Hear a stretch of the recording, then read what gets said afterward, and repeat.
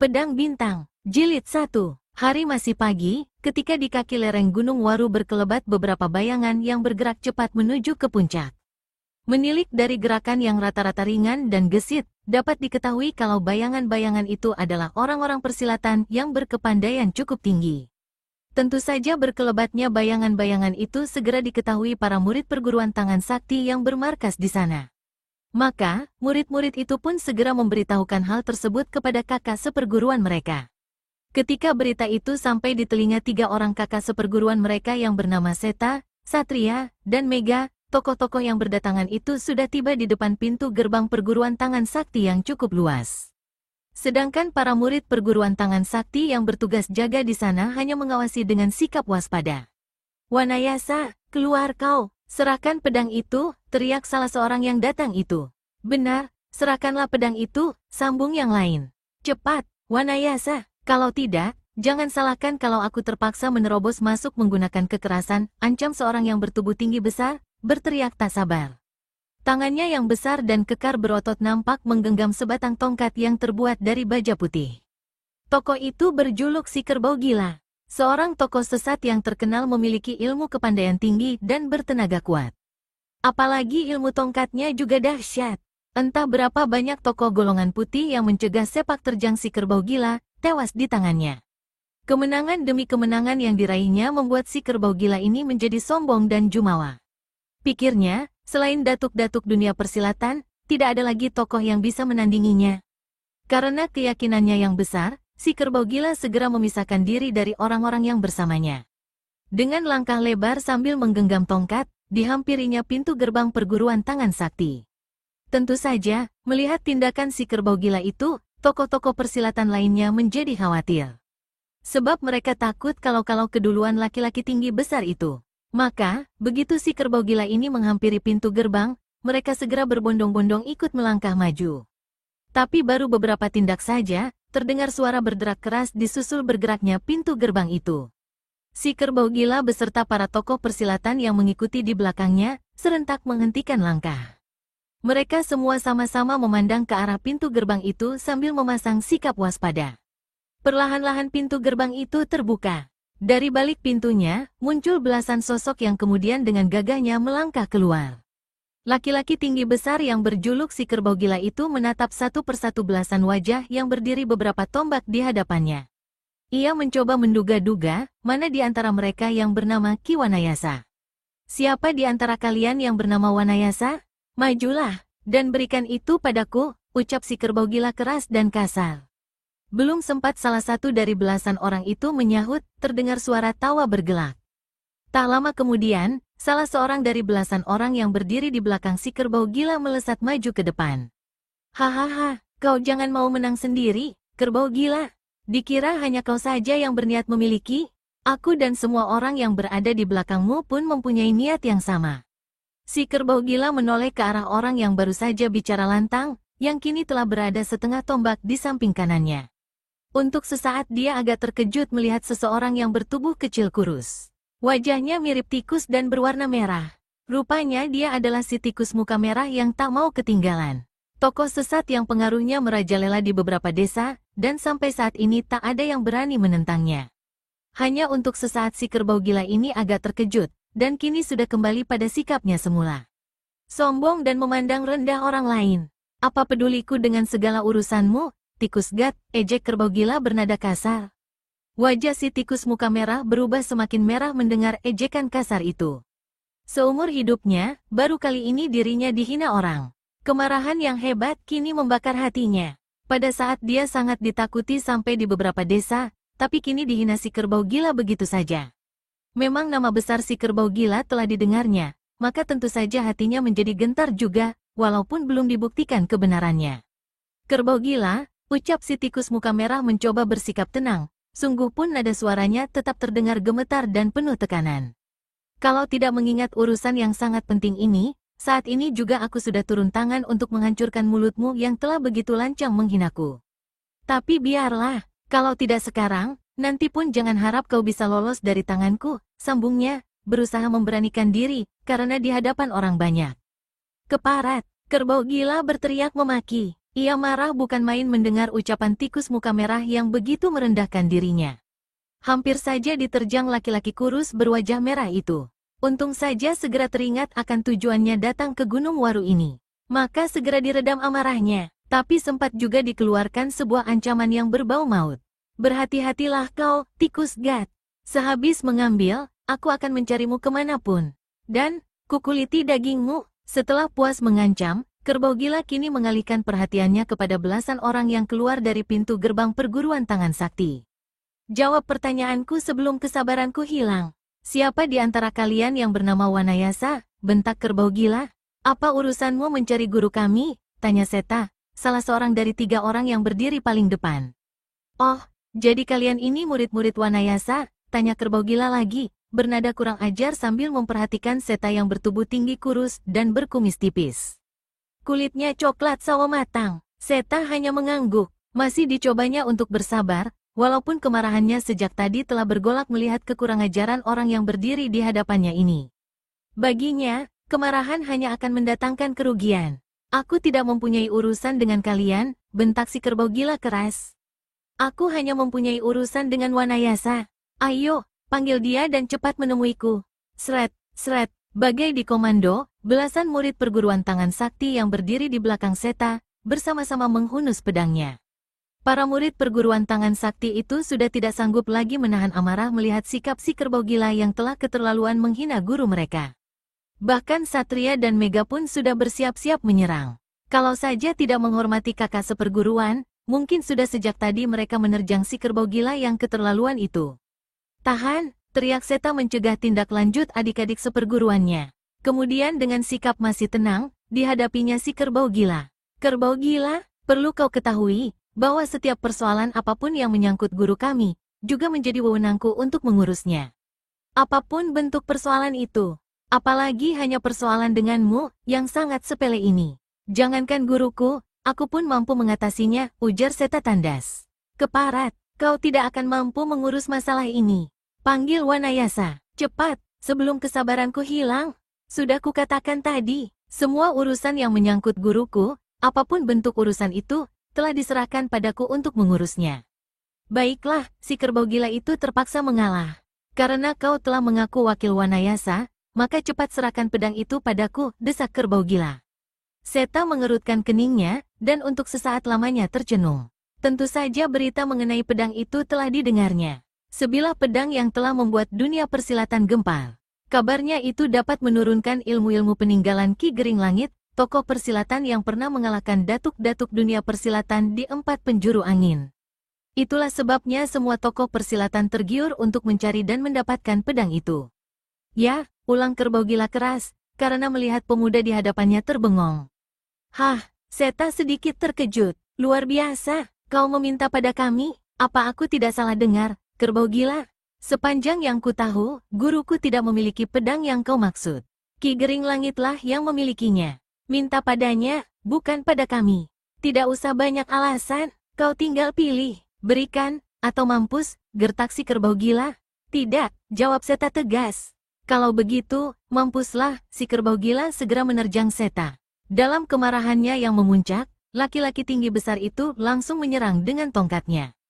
Angin menderu-deru hebat mengawali serangannya. Menyingkir kalian semua, perintah Seta pada adik-adik seperguruannya. Tanpa diperintah 2 kali, Satria, Mega, dan para murid perguruan tangan sakti lainnya segera menghindar dari situ. Bagai di komando, begitu si kerbau gila telah menyerang Seta, tikus muka merah dan tokoh-tokoh persilatan lainnya pun meluruk menyerang murid perguruan tangan sakti lainnya. Tikus muka merah segera menerjang Satria, yang paling dekat dengannya. Terpaksa Satria melayaninya, begitu juga para murid perguruan tangan sakti. Mereka semua pun diserbu puluhan orang yang sejak tadi bergerombol di belakang si kerbau gila. Tentu saja hal ini amat mengejutkan Seta dan adik-adik seperguruannya. Mereka tidak punya pilihan lain lagi kecuali mempertahankan diri. Bahkan kalau mungkin, melawan sekuat tenaga dan balas menyerang. Para murid perguruan tangan sakti yang masih berada di dalam, segera berbondong-bondong keluar, membantu kakak-kakak seperguruannya. Memang, para murid yang keluar sejak tadi adalah yang memiliki tingkat kepandaian paling tinggi. Mereka terdiri dari 3 orang murid kepala, Seta, Satria, dan Mega. dan 13 orang murid yang setingkat di bawah mereka. Sudah dapat diduga, maka terjadilah pertarungan semrawut di lapangan yang luas itu, antara para murid perguruan tangan sakti melawan para pemburu pedang pusaka milik Ki Gering Langit. Di antara semua pertarungan itu, yang paling dahsyat adalah pertarungan antara Seta melawan si kerbau gila. Laki-laki tinggi besar ini adalah seorang tokoh sesat yang memiliki kepandaian tinggi. Terutama ilmu tongkatnya yang bernama ilmu tongkat angin badai. Boleh dibilang, sekali tongkatnya digunakan sudah dapat dipastikan kalau nyawa lawan melayang. Ilmu tongkat angin badai itu memang luar biasa. Dan itu dirasakan Seta secara langsung yang menghadapi si kerbau gila. Sejak awal, si kerbau gila itu menyerang lewat sapuan tongkatnya ke arah kaki. Dan hembusan angin dahsyat dirasakan betul oleh Seta. Angin akibat sapuan tongkat itu bisa membuat orang yang kurang kuat tenaga dalamnya akan terlempar. Suara menderu-deru mengiringi serangan tongkat itu. Sehingga kalau saja Seta tidak memiliki tenaga dalam tinggi, tentu sudah terjengkang sebelum serangan tongkat itu mengenai sasaran. Akan tetapi, Seta adalah salah satu murid andalan perguruan tangan sakti. Maka saat melihat sambaran tongkat yang menyapu kakinya, sikapnya begitu tenang. Hanya dengan lompatan sederhana, Seta telah membuat sapuan tongkat kerbau gila itu menyambar tempat kosong lewat di bawah kakinya.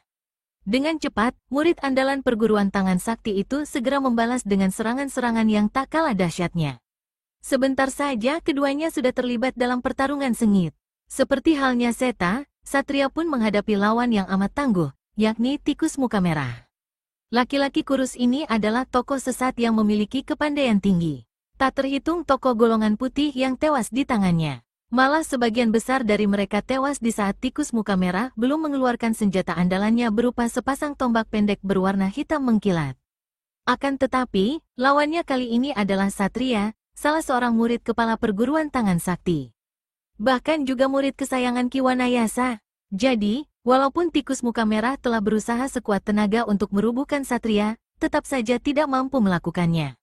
Jangankan untuk merubuhkan, mendesak pun tidak mampu. Padahal, segenap kemampuan yang dimilikinya telah dikerahkan. Bahkan perlahan namun pasti, Satria mulai mendesaknya. Tikus muka merah akhirnya sadar kalau Satria terlalu tangguh jika dihadapi dengan tangan kosong. Jelas dia kalah segala-galanya. Baik tenaga, kelincahan, maupun ilmu silat. Kalau hal ini dipaksakan, sudah dapat dipastikan dia akan rubuh di tangan Satria. Maka pantaslah kalau Ki Wanayasa menamakan perguruan silatnya, perguruan tangan sakti. Memang, ilmu silat tangan kosong perguruan ini luar biasa. Pertahanannya sulit ditembus, sedangkan penyerangannya begitu dahsyat dan bertubi-tubi laksana gelombang. Maka, tanpa ragu-ragu lagi tikus muka merah langsung mengeluarkan senjata andalannya yang berupa sepasang tombak pendek berwarna hitam mengkilat. Kini dengan senjata andalannya, laki-laki kurus bermuka merah itu berusaha mendesak Satria. Satria terperanjat ketika merasakan desakan lawan yang menggunakan sepasang tombak pendek itu. Kemampuan tikus muka merah menjadi berlipat ganda, maka Satria tidak mau mengambil risiko. Cepat-cepat dicabut pedangnya dan langsung dikerahkan ilmu andalannya, ilmu pedang pembunuh naga. Dengan ilmu pedang pembunuh naga, memang gerakan-gerakan Satria menjadi luar biasa. Belum lagi ilmu pedang itu sendiri yang memang dahsyat. Tidak heran dalam beberapa gebrakan saja, tikus muka merah mulai terdesak hebat. Dan pada jurus yang ke-8, sebuah sabetan pedang Satria berhasil membacok leher laki-laki kurus itu. Krakek, tanpa dapat berteriak lagi, tubuh tikus muka merah rubuh ke tanah dengan leher hampir putus. Darah langsung muncrat dari luka sayatan di lehernya. Tokoh sesat itu pun tewas seketika, setelah meregang nyawa sesaat. Sementara itu, pertarungan yang berlangsung antara Seta melawan kerbau gila masih berlangsung sengit. Walaupun laki-laki tinggi besar itu telah menggunakan senjata andalannya, dan Seta hanya bertangan kosong, tapi tetap saja kerbau gila tidak mampu berbuat banyak. Jurus 8 cara menaklukkan harimau yang digunakan Seta terlalu tangguh buat si kerbau gila. Pertahanan Seta begitu kokoh, membuat setiap serangan kerbau gila kandas di tengah jalan. Sementara serangan balasan dari pemuda murid perguruan tangan sakti itu semakin lama semakin bertambah saja kekuatannya. Sehingga dalam beberapa puluh jurus saja kerbau gila sudah terdesak hebat. Sampai akhirnya pada jurus ke-58, sebuah totokan ujung kaki kanan Seta dengan keras menghantam lutut kiri laki-laki tinggi besar itu. Tukek, si kerbau gila meringis. Totokan ujung kaki Seta yang ditunjang tenaga dalam tinggi itu membuat sambungan tulang lututnya terlepas. Rasa sakit yang hebat pun seketika menyerang lututnya. Akan tetapi, tidak sedikit pun terdengar keluhan dari mulut kerbau gila. Sifat sombong melarangnya bersikap cengeng di hadapan lawan. Dan saat kerbau gila sempoyongan, tiba-tiba Seta menyerang dahsyat. Pemuda murid perguruan tangan sakti itu mengibaskan kaki kirinya sambil berputar. Inilah salah satu gerakan, 8 cara menaklukkan harimau. Diiringi suara berdebum keras, tubuh si kerbau gila itu ambruk ke tanah. Tidak bangun-bangun lagi. Sementara itu di arena lain, pertarungan antara murid-murid perguruan tangan sakti dengan para pemburu pusaka Ki Gering Langit kian menghebat. Murid-murid tingkat rendahan perguruan itu sudah banyak yang berguguran. Begitu pula dari pihak para pemburu pusaka Ki Gering Langit. Baru saja Seta hendak terjun lagi dalam kancah pertarungan itu, tiba-tiba terdengar suara tawa tergelak. Pedang Bintang, Jilid 2. Sesaat kemudian, muncul sesosok tubuh tinggi besar dan berkulit hitam legam. Dua tangannya yang kekar itu langsung diputar-putarkan di depan dada dari luar ke dalam. Dan akibatnya sungguh dahsyat. Seketika bertiup angin keras yang mampu membuat mereka yang sedang bertarung bagai dilanda angin ribut. Padahal, jarak orang bertubuh tinggi besar itu dengan arena pertempuran tak kurang dari 5 tombak. Pertarungan seketika berhenti. Seluruh pasang mata kini tertuju pada manusia tinggi besar yang masih berdiri sambil terkekeh. Tak terkecuali Seta, murid terpandai Ki Wanayasa ini kaget bukan main melihat peragaan tenaga dalam yang dipertunjukkan manusia tinggi besar itu. Dia sadar kalau orang yang baru datang itu memiliki kekuatan tenaga dalam yang berada jauh di atasnya. Terdengar gumaman kaget dari kerumunan para pemburu pusaka Ki Gering Langit. Rupanya banyak di antara mereka yang mengenal laki-laki tinggi besar itu. Dia adalah Bargola, yang merupakan datuk bagi kaum sesat. Bagai kucing ditakut-takuti sapu lidi, kerumunan para pemburu pusaka Ki Gering Langit kontan buyal. Mereka semua saling mendahului melangkah mundur, karena takut menjadi korban Bargola. Jantung Seta berdebar keras ketika mengetahui manusia tinggi besar ini adalah Bargola. Sungguh di luar dugaan kalau dia saat ini berhadapan dengan tokoh yang belum pernah terkalahkan, kecuali oleh Ki Gering Langit. Tanpa bertempur lagi, Seta pun sudah tahu kalau Bargola tak mungkin dapat dikalahkannya. Bahkan gurunya sendiri yang bernama Ki Wanayasa, belum tentu mampu menandingi Bargola. Akan tetapi, walau demikian, Seta merasa bertanggung jawab sebagai wakil penuh dari gurunya. Maka, tanpa sungkan-sungkan lagi, ia maju menghampiri laki-laki tinggi besar itu. Melihat hal ini, Satria dan Mega tidak mau berdiam diri saja. Mereka memang telah mendengar kedahsyatan ilmu Bargola. Mereka pun tahu kalau Seta bukanlah tandingan tokoh sesat itu. Namun demikian, mereka segera melangkah mengikuti di belakang Seta. Satria dan Mega benar-benar tidak sampai hati jika harus membiarkan kakak seperguruan mereka menentang maut sendirian. Merupakan kehormatan besar, seorang tokoh besar sepertimu sudi mengunjungi tempat kami, Bargola, ucap Seta dengan suara yang terdengar tenang. Tapi ketegangan yang luar biasa masih juga menyelimuti hatinya. Siapa kau? Menyingkirlah sebelum kesabaranku hilang, bentak Bargola tanpa memperdulikan ucapan Seta. Namaku Seta, murid Ki Wanayasa, jawab Seta tegas. Oh, jadi kau murid Wanayasa? Bagus. Kalau begitu, cepat panggil Wanayasa. Katakan padanya, aku meminta pedang bintang, tegas Bargola dengan suara keras. Sayang sekali Bargola, guruku saat ini tidak ingin diganggu. Jadi menyesal sekali kalau aku tidak dapat menyampaikan pesanmu. Hehehe, kau beruntung anak muda, sekarang ini hatiku tengah gembira. Kalau tidak, sudah sejak tadi kau telah jadi mayat. Tapi biarlah, kalau kau tak mau memanggil Wanayasa, aku sendiri yang akan memanggilnya. Setelah berkata demikian, Bargola melangkah tenang menuju pintu gerbang perguruan tangan sakti. Langkahi dulu mayatku, teriak Seta tegas. Dengan berani, dihadangnya tokoh sesat itu. Dan, serat, cepat sekali Seta mencabut pedangnya. Ia tahu betul kalau lawannya kali ini memiliki tingkat kepandaian yang sulit diukur.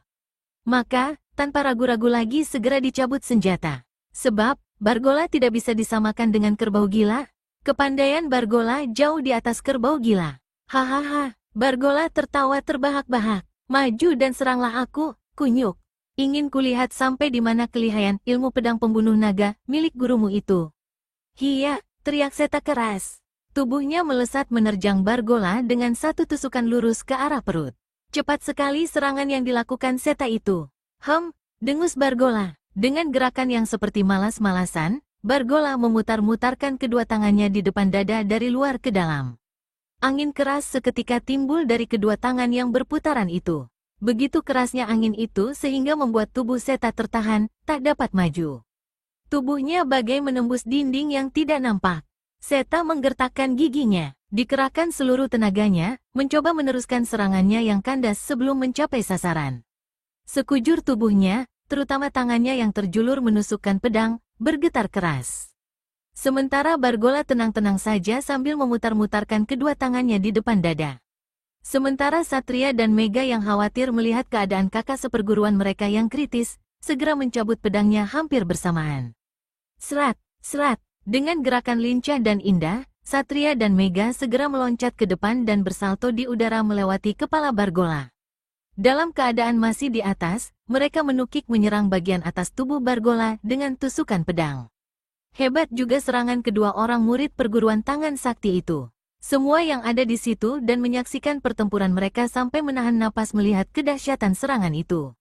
Mereka semua merasa tegang menantikan bagaimana caranya datuk kaum sesat itu menghadapi serangan gabungan dalam keadaan yang tidak menguntungkan. Rupanya menghadapi keadaan yang sulit itu, Bargola hanya mendengus. Putaran tangannya mendadak bertambah cepat dan berakibat dahsyat. Seta yang sejak tadi masih memaksa maju, tanpa ampun lagi terlempar ke belakang. Tampak dari sudut bibirnya menetes darah segar.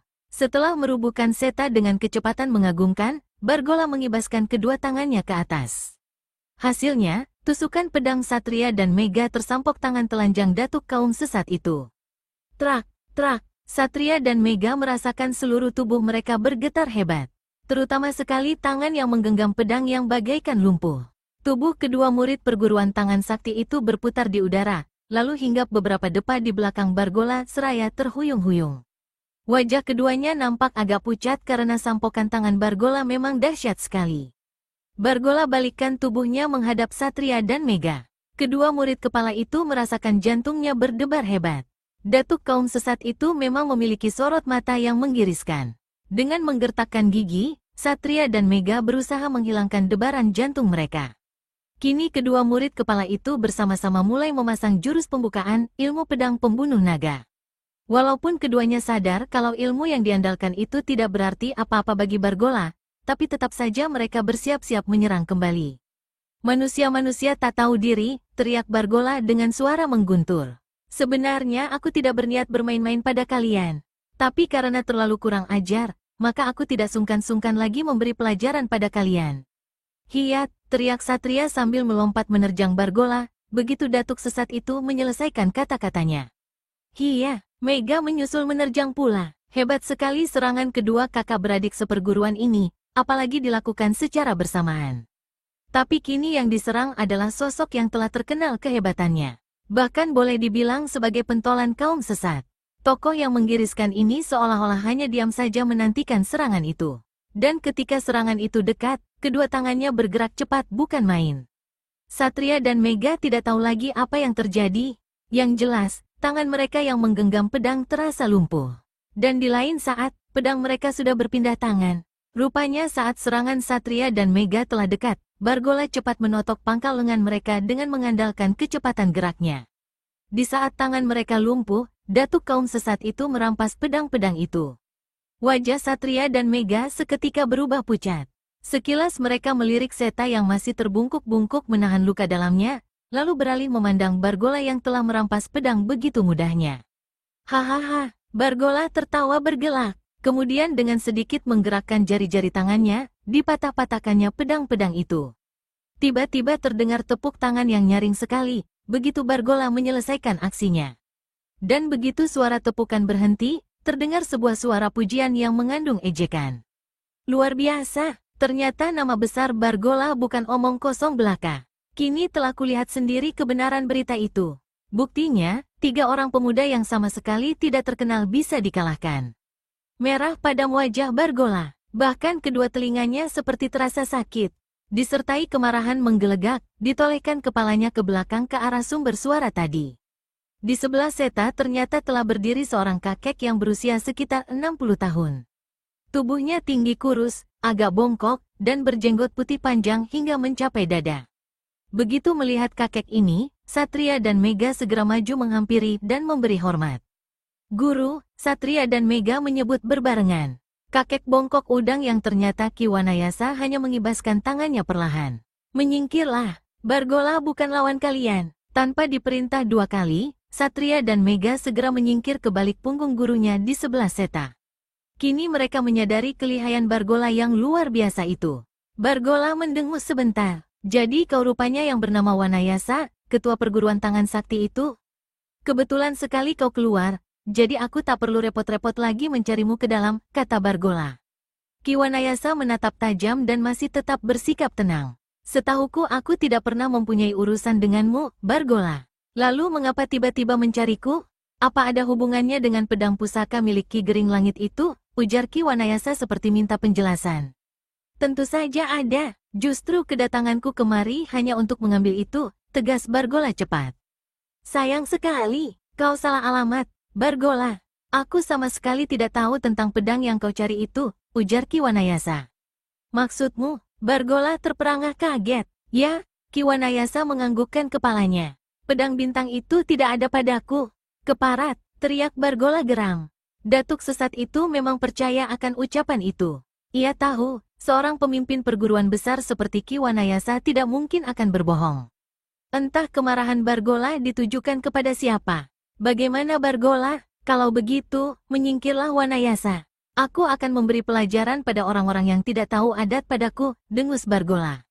Setelah berkata demikian, Bargola menatap tajam ketiga orang murid kepala perguruan tangan sakti yang berada di belakang Ki Wanayasa. Sementara Ki Wanayasa tahu kalau Bargola ingin melampiaskan kekecewaan pada 3 orang muridnya itu. Tentu saja hal itu akan berakibat fatal. Maka sambil tetap tersenyum, ditatapnya mata Bargola tajam-tajam. Tapi laki-laki tua itu tidak memungkiri kalau hatinya tegang juga. Kalau aku tidak mau, tanya Ki Wanayasa memancing. Terpaksa kau yang akan kusingkirkan lebih dulu, tegas Bargola. Kau tinggal memilih, Wanayasa. Menyingkir atau berhadapan denganku. Aku pilih yang kedua, tegas Ki Wanayasa. Bargola tertawa terbahak-bahak. Kalau begitu, bersiaplah Wanayasa, tantang Bargola. Menyingkirlah kalian, perintah Ki Wanayasa pada ketiga orang murid kepalanya. Tanpa diperintah 2 kali, Seta, Satria, dan Mega segera menyingkir dari tempat itu. Hingga kini di situ tinggal Ki Wanayasa dan Bargola yang sudah saling tatap sejarak 4 tombak.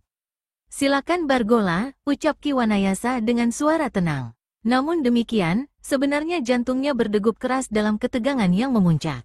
Ki Wanayasa tahu betul siapa itu Bargola. Sesungguhnya dia ragu, apakah mampu menghadapinya atau tidak. Itulah sebabnya mengapa tanpa ragu-ragu lagi Ki Wanayasa sudah menyiapkan ilmu andalannya, 8 cara menaklukkan harimau. Ilmu andalan Ki Wanayasa itu adalah ilmu yang diciptakan langsung olehnya. Dia mengambil dan menggabung-gabungkan inti beberapa ilmu. Di antaranya adalah jurus kelabang, naga, belalang, dan kalajengking. Sesuai dengan namanya, jurus ini menitik beratkan pada bagian-bagian penyerangan. Memang pada dasarnya setiap ilmu selalu mempunyai jurus untuk bertahan dan jurus untuk menyerang.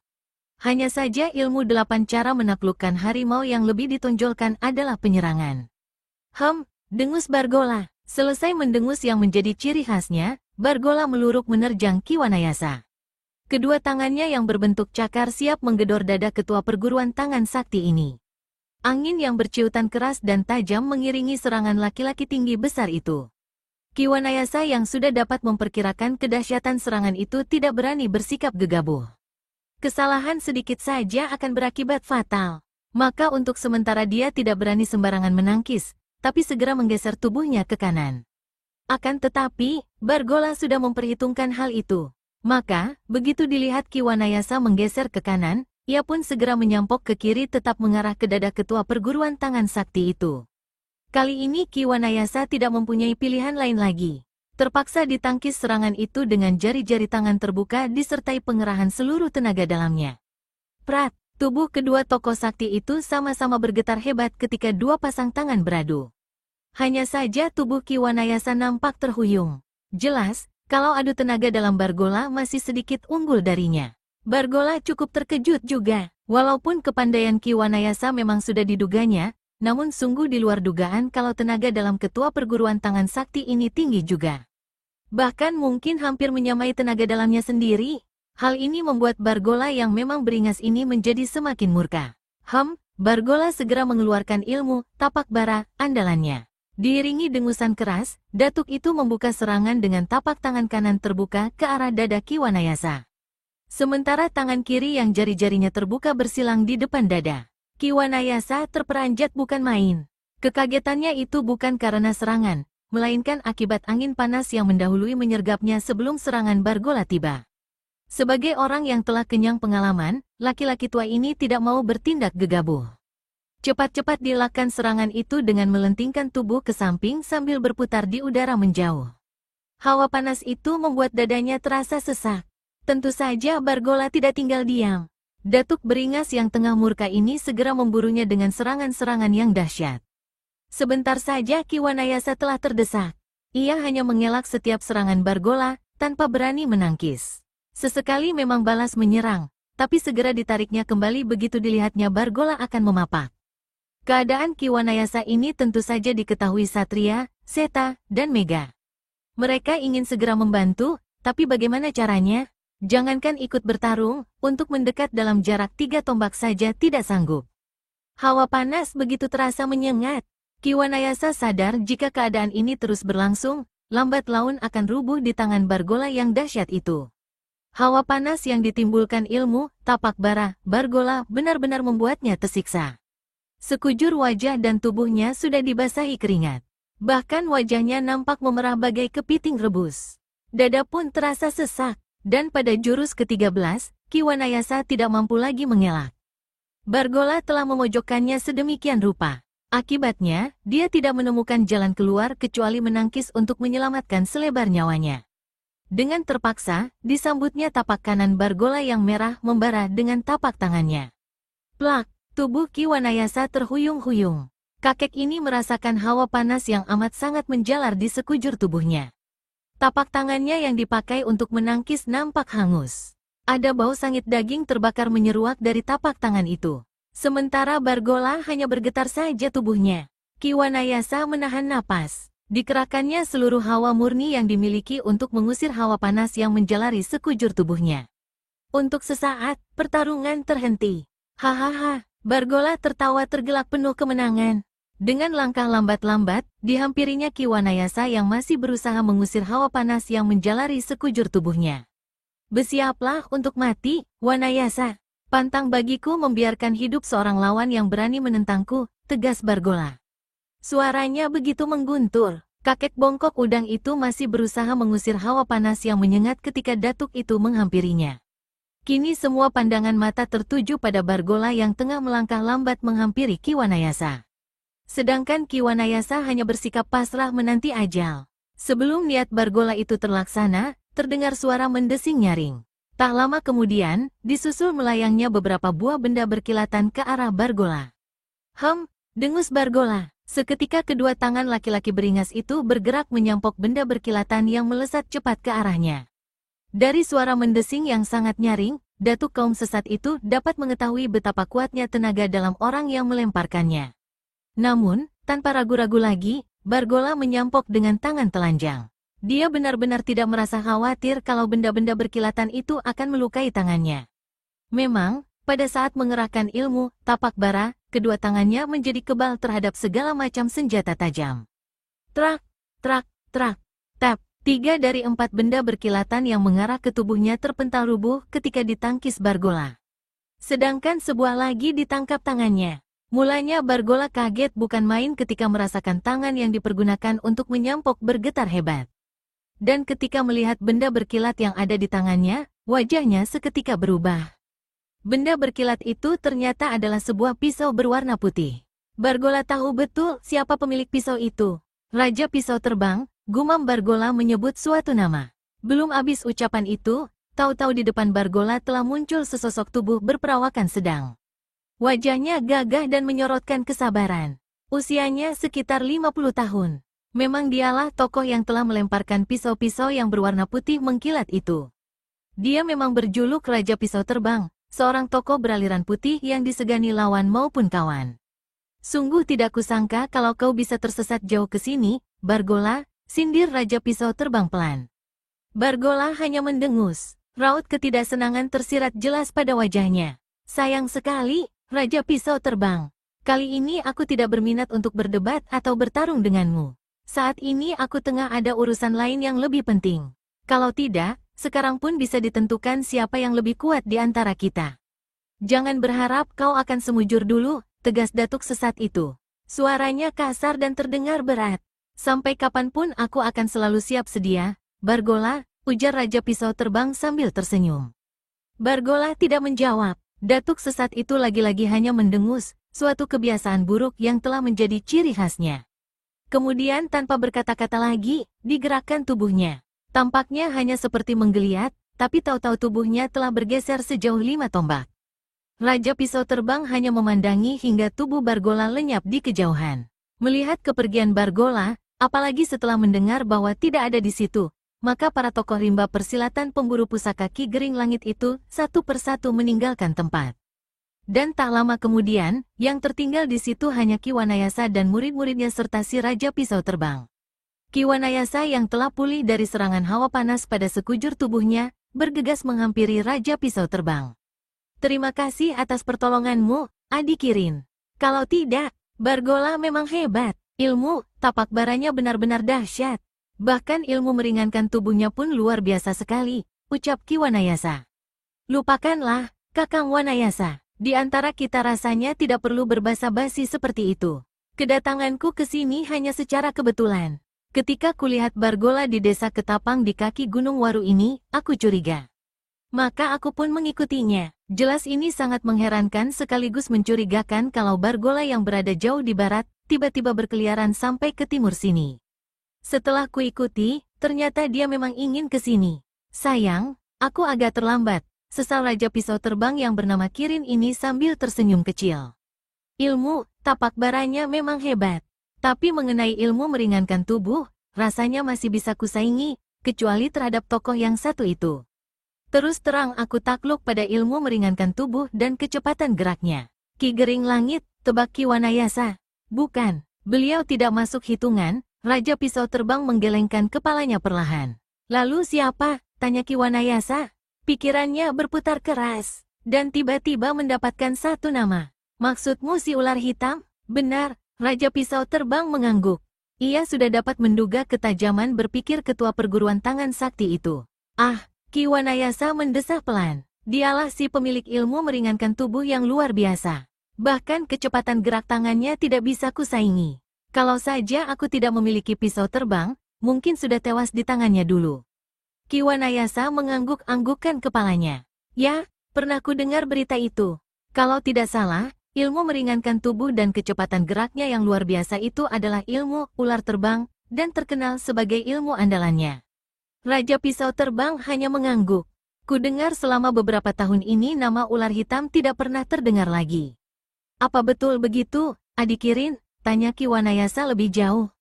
Benar, aku sendiri juga heran, Kakang Wanayasa. Mendadak saja ia lenyap tanpa berita bagai ditelan bumi. Kabar yang tersiar di dunia persilatan simpang siur. Ada yang mengatakan menyembunyikan diri untuk menciptakan ilmu-ilmu baru yang akan digunakan untuk membalas kekalahannya terhadap Ki Gering Langit. Berita yang pasti tidak ada yang tahu. Mendadak saja ia lenyap tanpa jejak. Ki Wanayasa termenung sejenak mendengar cerita Raja Pisau Terbang itu, tapi tiba-tiba saja teringat sesuatu. Ditepuknya keningnya sebentar. Tuan rumah macam apa aku ini? Ada tamu agung bukannya disambut, diajak masuk, dan disediakan minum. Tapi malah dibiarkan berdiri berpanas-panas di luar. Ah, mari masuk dulu, Adik Kirin. Kita rayakan pertemuan yang istimewa ini di dalam. Raja Pisau Terbang hanya tersenyum. Usul yang baik sekali, ucap laki-laki setengah baya ini gembira sambil mengikuti langkah kaki Ki Wanayasa yang telah lebih dulu berjalan menuju ke dalam bangunan perguruan tangan sakti. Sementara itu, Satria segera menolong Seta yang terluka cukup parah. Sedangkan Mega sibuk mengatur adik-adik seperguruannya untuk mengurus mayat-mayat yang bergelimpangan di tempat itu. Beberapa murid lainnya menolong saudara seperguruannya yang terluka. Pedang Bintang, Jilid 3. Malam itu langit kelihatan kelam. Bulan yang hanya sepotong di langit terlihat tidak berdaya menembus awan hitam dan tebal yang bergumpal-gumpal menutupinya. Angin dingin yang berhembus, dan terkadang sesekali keras, kian menambah seramnya suasana malam. Dan dalam suasana seperti itu, orang-orang merasa lebih suka tinggal di dalam rumah. Mereka lebih suka dibuai mimpi di peraduannya daripada berkeliaran di luar. Tetapi, kenikmatan seperti itu tidak diperoleh murid-murid perguruan tangan sakti yang tengah mendapat tugas berjaga. Walaupun keadaan alam yang tidak bersahabat, mereka harus tetap berjaga-jaga, bersikap waspada. Apalagi mengingat kejadian tadi pagi. Bukan tidak mungkin kalau malam ini ada tokoh-tokoh persilatan yang masih penasaran, ingin menyatroni perguruan mereka untuk mencari pedang bintang. 4 orang murid nampak berjaga-jaga dekat pintu gerbang memandang ke sekeliling.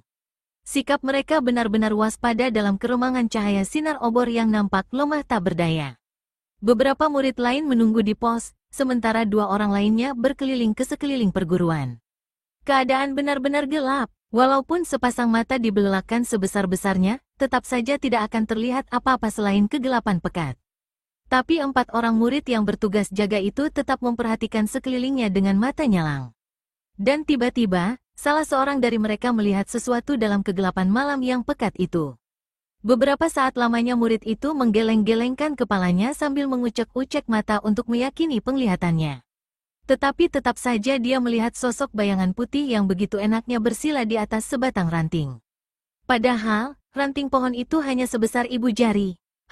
Hantu! Keluar jua ucapan itu dari mulut salah seorang murid walaupun dengan bibir gemetar.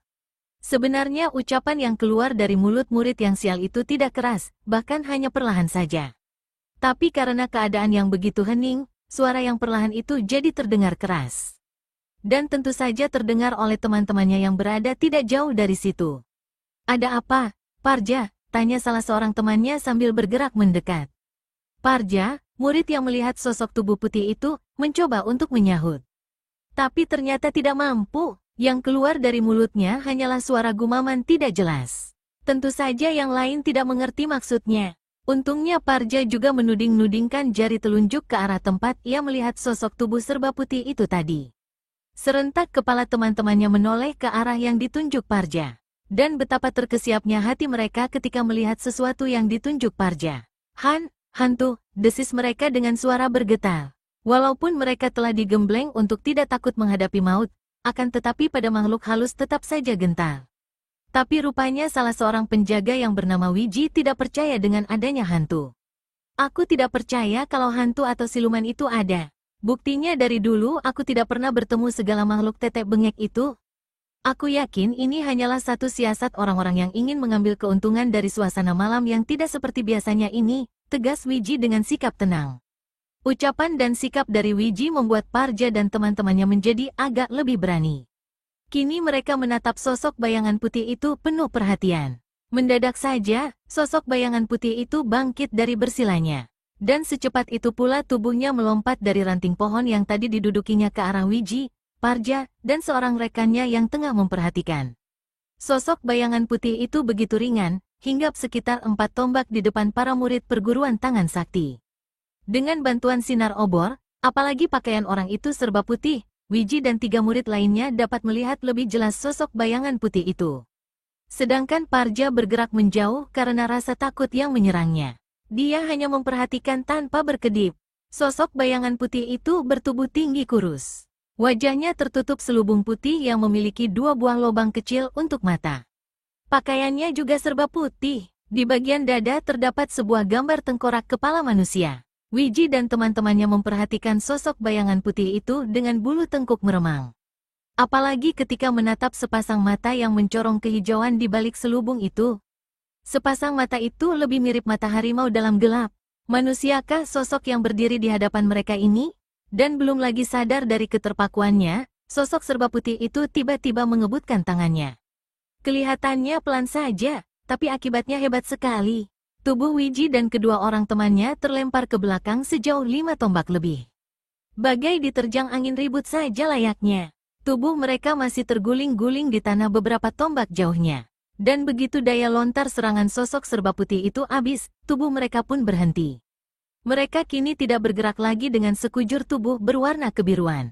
Tewas, Parja dari kejauhan menatap mayat ketiga temannya dengan perasaan campur aduk. Marah, kaget, dan juga ngeri. Jelas sekali dilihatnya kalau sosok serba putih itu hanya menggerakkan tangannya perlahan saja. Dan akibatnya begitu hebat dan mengerikan. Parja sadar kalau sosok serba putih ini memiliki kepandaian amat tinggi dan jelas bukan tandingannya.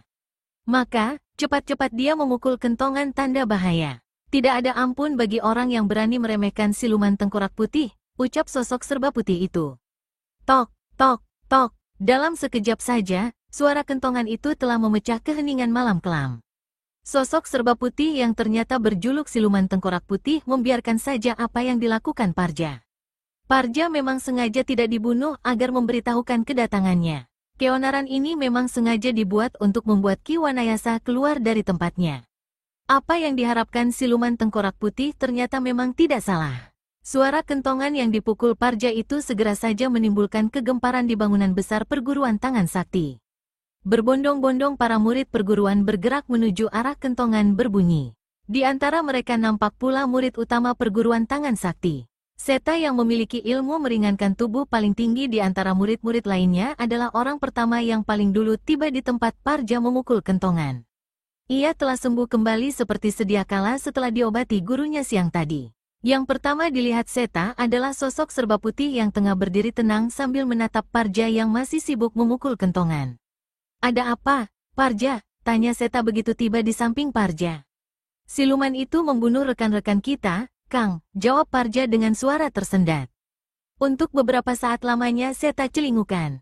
Sepasang matanya nyalang mengawasi sekitarnya. Yang dicari adalah mayat adik-adik seperguruannya yang menurut laporan Parja telah dibunuh sosok putih di depannya. Tapi sampai sakit matanya, dia tidak melihat apa-apa. Suasana malam yang gelap menghalangi pandangannya. Beberapa saat kemudian, ketika para murid perguruan lainnya yang membawa obor tiba, Seta akhirnya dapat melihat mayat adik-adik seperguruannya. Obor-obor yang dibawa cukup menerangi keadaan sekitar tempat itu. Melihat hal ini, amarah Seta meluap. Dengan sinar mata merah, ditatapnya sosok bayangan putih di depannya. Hai, siluman! Apa persoalannya dengan kami sehingga kau begitu kejam membunuh murid-murid perguruan tangan sakti? Siluman tengkorak putih hanya tertawa. Tawanya begitu aneh, pelan, berat, dan bergaung. Sepertinya bukan keluar dari mulut manusia. Semula tidak ada yang aneh pada tawa itu selain bunyinya yang tidak seperti tawa manusia pada umumnya. Tapi beberapa saat kemudian, suara tawa itu mulai menampakkan akibatnya. Seta merasakan suara tawa, perlahan namun pasti, mulai menyakiti telinga dan membuat sesak dadanya. Otak Seta yang cerdas segera saja menduga ada ketidakwajaran pada suara tawa itu. Sekilas diliriknya Parja, dapat dibayangkan betapa kagetnya hati Seta melihat Parja tengah duduk bersila. Kedua tangannya menutupi kedua telinga untuk menghalangi serangan suara tawa itu. Ternyata bukan hanya Parja saja. Terlihat semua adik seperguruannya duduk bersila dan menutup kedua telinganya. Tak terkecuali Satria dan Mega. Bahkan ada beberapa orang adik seperguruannya yang telah menggigil sekujur tubuhnya. Seta yang telah berpengalaman, tahu kalau adik seperguruannya itu tidak akan dapat bertahan lama. Sebenarnya dia juga mengalami hal yang sama. Tapi karena tenaga dalamnya lebih kuat, dia lebih dapat bertahan. Hiat, sambil berteriak keras, Seta melompat menerjang siluman tengkorak putih yang masih tertawa. Disadari kalau lawannya ini mempunyai ilmu kepandaian tinggi. Maka, tanpa ragu-ragu lagi dicabut pedangnya dan langsung dikeluarkan ilmu andalan, ilmu pedang pembunuh naga. Suara berdesing nyaring mengawali serangan. Walaupun siluman tengkorak putih sudah dapat memperkirakan kedahsyatan serangan lawan, tetapi dia hanya mendengus saja. Manusia tidak tahu diri, kalau mau, aku telah membunuhmu dengan suara tawaku itu. Setelah berkata demikian, tangannya yang telanjang bergerak cepat menangkis serangan pedang Seta. Kecepatan gerak tangannya mengingatkan orang pada serangan seekor ular pada mangsanya. Begitu cepat dan tiba-tiba. Trak, Seta menyeringai. Tangannya yang menggenggam pedang mendadak lumpuh sesaat begitu tangan siluman tengkorak putih menangkis pedangnya. Tanpa dapat dicegah lagi, pedangnya terlepas dari pegangan. Belum lagi Seta sempat berbuat sesuatu, serangan belasan siluman tengkorak putih telah mengancam. Murid utama perguruan tangan sakti itu hanya melihat kelebatan sinar putih menyambar ke arahnya. Dirasakannya juga hembusan angin dingin menuju ke arahnya. Seta kaget bukan main. Sebisa-bisanya dilempar tubuhnya ke belakang dan bergulingan di tanah beberapa kali. Tapi tetap saja ekor matanya melihat ada sekelebat sinar putih mendekati ubun-ubunnya. Seta terus bergulingan. Sementara itu, kelebatan sinar putih itu tetap mencecar ubun-ubunnya. Satria, Mega, dan beberapa adik seperguruannya melihat semua itu disertai rasa cemas yang mendalam. Berbeda dengan Seta, mereka yang kini sudah bebas dari serangan tawa itu dapat melihat jelas semua yang terjadi. Memang kakak seperguruan mereka berusaha mati-matian mengelak dari ancaman tangan siluman tengkorak putih yang mencecar ubun-ubunnya. Satria dan Mega yang bergegas melompat hendak membantu ternyata terlambat. Tangan manusia siluman itu telak sekali menghantam ubun-ubun murid utama perguruan tangan sakti itu. Krokek, Seta memekik tertahan, sebelum tubuhnya rubuh dengan ubun-ubun kepala pecah. Kang Seta, teriak Satria dan Mega hampir bersamaan. Dua orang murid utama perguruan tangan sakti itu tercenung. Pandangan mata mereka seolah-olah tidak percaya dengan apa yang dilihatnya. Untuk beberapa saat lamanya keduanya terbengong-bengong. Tidak ada ampun bagi orang yang berani menyerang siluman tengkorak putih, ancam sosok bayangan putih itu dengan suara yang khas. Pelan, berat, dan bergaung. Kontan Satria dan Mega tersadar dari termenungnya. Ketika kesadaran mereka timbul, maka timbul pula kemarahan di dada. Serat, serat, bagai di komando, keduanya mencabut pedangnya masing-masing secara bersamaan. Akan tetapi, tahan, tiba-tiba suatu bentakan nyaring menahan gerak Satria dan Mega yang akan menerjang siluman tengkorak putih. Serentak keduanya mengurungkan niatnya. Dikenali betul pemilik suara itu. Siapa lagi kalau bukan guru mereka, Ki Wanayasa. Keduanya serentak menoleh ke arah asal suara. Tampaklah Ki Wanayasa berjalan bersama tamunya, Raja Pisau Terbang. Aku telah dapat memastikan, Kakang Wanayasa, siluman tengkorak putih ini ada hubungannya dengan si ular hitam. Aku tahu betul gerakannya waktu menewaskan Seta adalah ilmu ular terbang, bisik Raja Pisau Terbang pada Ki Wanayasa. Tapi, bukankah ular hitam telah lama lenyap dari dunia persilatan? Lagi pula, sepanjang yang ku tahu, si ular hitam tidak pernah punya murid, bantah Ki Wanayasa. Sepasang matanya menatap marah ke arah siluman tengkorak putih yang telah membunuh murid kesayangannya. Kakang, siapa yang mengetahuinya? Di antara seluruh datuk persilatan, dialah satu-satunya datuk yang paling misterius. Siapa yang tahu dia punya murid atau tidak? Hei, siapa di antara kalian yang bernama Wanayasa? Mengakulah sebelum terlambat, bentak siluman tengkorak putih. Nadanya tidak sabar begitu melihat keduanya telah mendekat. Raja Pisau Terbang dan Ki Wanayasa hanya tersenyum. Apalagi si Raja Pisau Terbang. Padahal si Raja Pisau Terbang adalah salah seorang datuk persilatan yang ditakuti lawan dan disegani kawan. Dan kini diancam seorang tokoh yang baru dikenal dan berjuluk siluman tengkorak putih. Siapa yang tidak geli? Kisanak, ucap Raja Pisau Terbang dengan sabar. Sungguh tidak kusangka kalau kau begitu sombong. Melihat gerakanmu, aku yakin kau mempunyai hubungan dengan si ular hitam. Entah sebagai murid atau adik seperguruannya. Atau kau adalah pencuri kitab-kitab ilmu silatnya? Hanya yang perlu kau ketahui, Kisanak, jangankan dirimu. Ular hitam saja tidak berani berkata seperti itu kepadaku. Hahaha, tiba-tiba terdengar suara tawa terbahak-bahak begitu Raja Pisau Terbang mengakhiri ucapannya. Belum lagi gema suara itu lenyap, muncul sesosok tubuh pendek kekal. Rambutnya awut-awutan dan bermata merah. Dan kini orang itu telah berada di sebelah kanan siluman tengkorak putih. Raja Racun Pencabut Nyawa, desis Raja Pisau Terbang begitu melihat sosok tubuh yang berdiri di sebelah kanan siluman tengkorak putih. Ki Wanayasa tersentak kaget juga. Telah didengar banyak tentang tokoh ini dari adik seperguruannya. Raja Racun Pencabut Nyawa tinggal di barat dan pernah dikalahkan si ular hitam dalam pertarungan merebutkan kedudukan datuk di barat. Karena kekalahannya itu, dia menyingkir ke selatan. Ternyata dia di situ membuat kekacauan sehingga membuat adik seperguruan Ki Wanayasa turun tangan menantangnya. Kali ini pun Raja Racun Pencabut Nyawa harus menelan pil pahit. Adik seperguruan Ki Wanayasa tidak mampu dikalahkannya.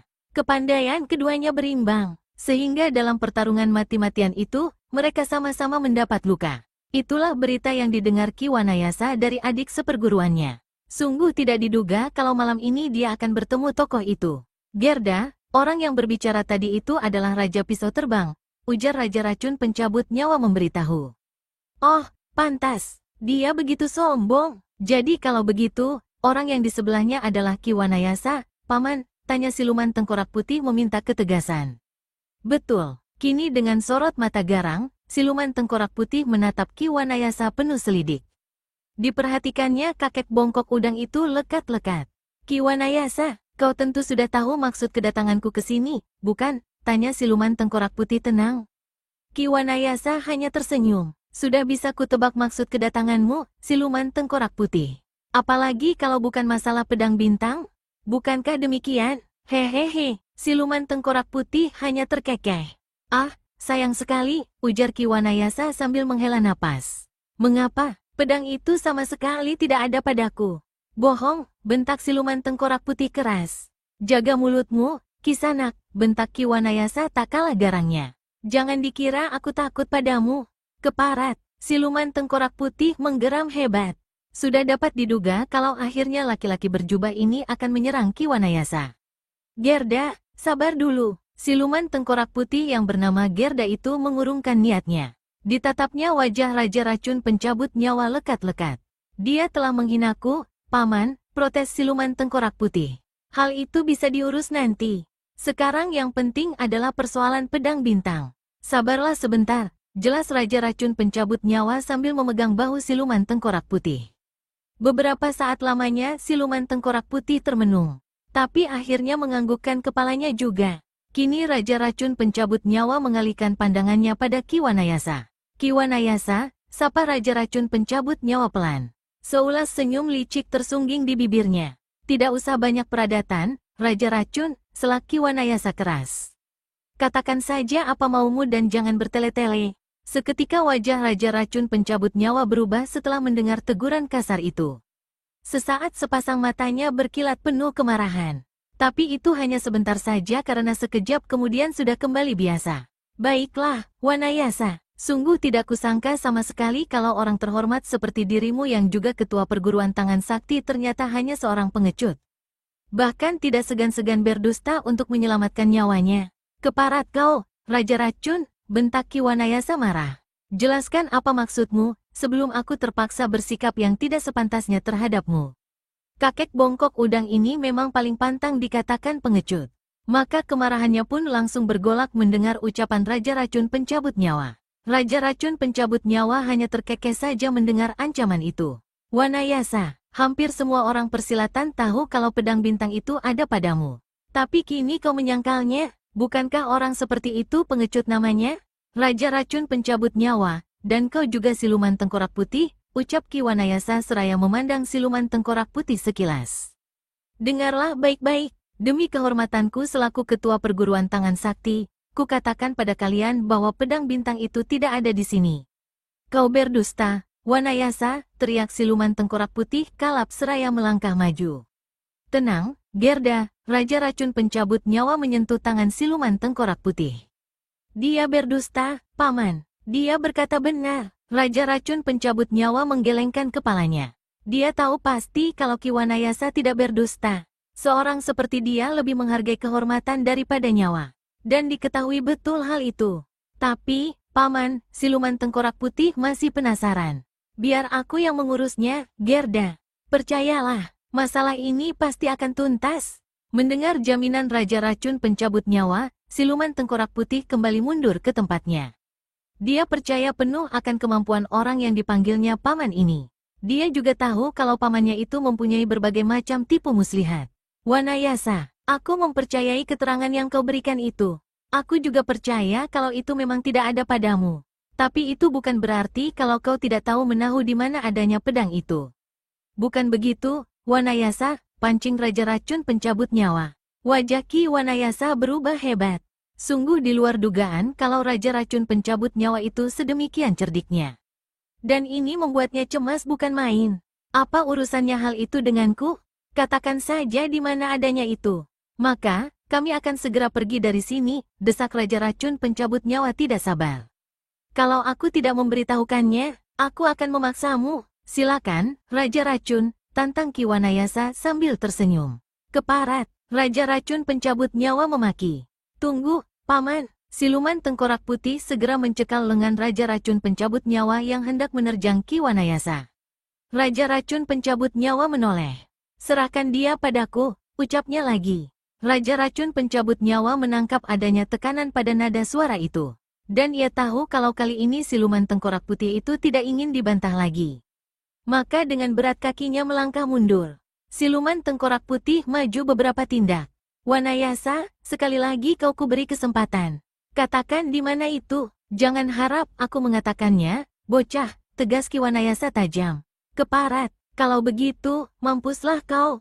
Setelah berkata demikian, siluman tengkorak putih menerjang Ki Wanayasa. Gerakannya cepat bukan main. Kedua tangannya yang terbuka lurus dan mengejang kaku menyerang bertubi-tubi pada pusar, ulu hati, dan tenggorokan ketua perguruan tangan sakti itu. Deru angin nyaring mengawali tibanya serangan siluman tengkorak putih. Ki Wanayasa yang sudah mengetahui kecepatan gerak lawannya yang luar biasa ini, memang sudah sejak tadi bersikap waspada. Maka ketika melihat serangan yang bertubi-tubi mengancam beberapa bagian yang berbahaya di tubuhnya, dia tidak menjadi gugup. Cepat-cepat ditarik mundur kaki kirinya ke kanan belakang. Sehingga serangan-serangan siluman tengkorak putih itu lewat beberapa rambut di depan tubuhnya. Tidak hanya itu saja yang dilakukan Ki Wanayasa. Saat ditarik mundur kaki kirinya, kedua tangannya yang disertai pengerahan ilmu, 8 cara menaklukkan harimau, mencengkeram ke arah pelipis dan lambung lawan.